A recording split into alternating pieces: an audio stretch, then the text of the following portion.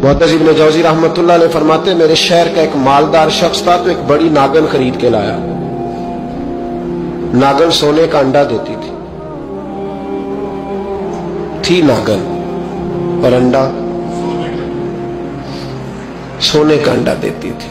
उसके बाल बच्चों ने भी, एक ही बेटा था, बीवी थी, उन्होंने कहा अब्बा ये नागन है, इसका काम दसना है, तो तू ख्याल कर। क्या कहा था हज़रत सुल्तान बाहू ने, खारे खूह कदी मिठे नहीं थींदे, भावे सै मना गुड़ पाइए, ते सप्पां दे पुत कदी मिठ नहीं थींदे, भावे चूलियां दूध पियाइए।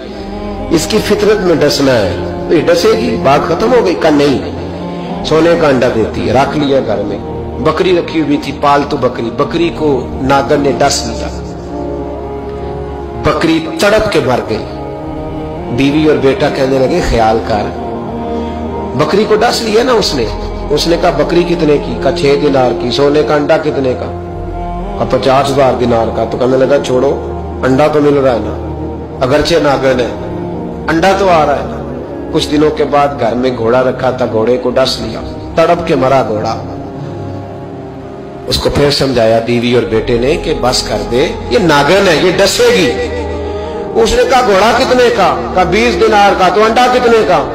50,000 दिनार का। तो छोड़ो, घोड़ा मरने तो नया ले आएंगे। अल्लाहु अकबर।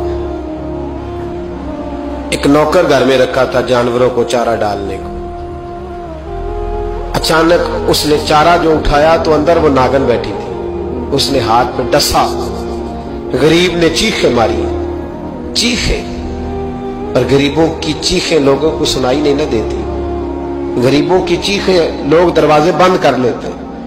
लोगों ने इसलिए काले शीशे लगाए हैं कारों को कि गरीबों की चीखें ना दिखाई दे ना सुनाई दे।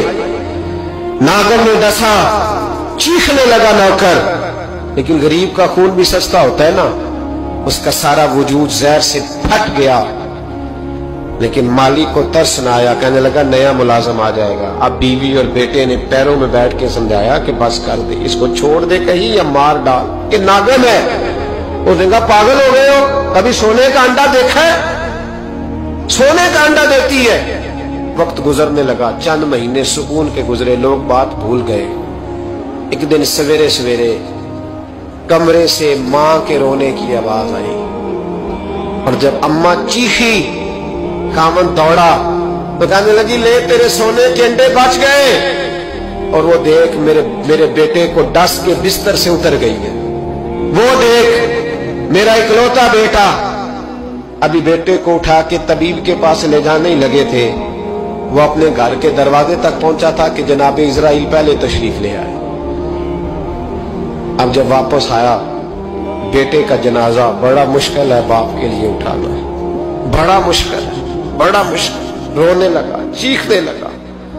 एक बेटा वो भी पर्दा कर गया। जनाजा उठा, लोग उसको दफन करने के लिए निकले तो मां ने भी सारा सामान समेटा।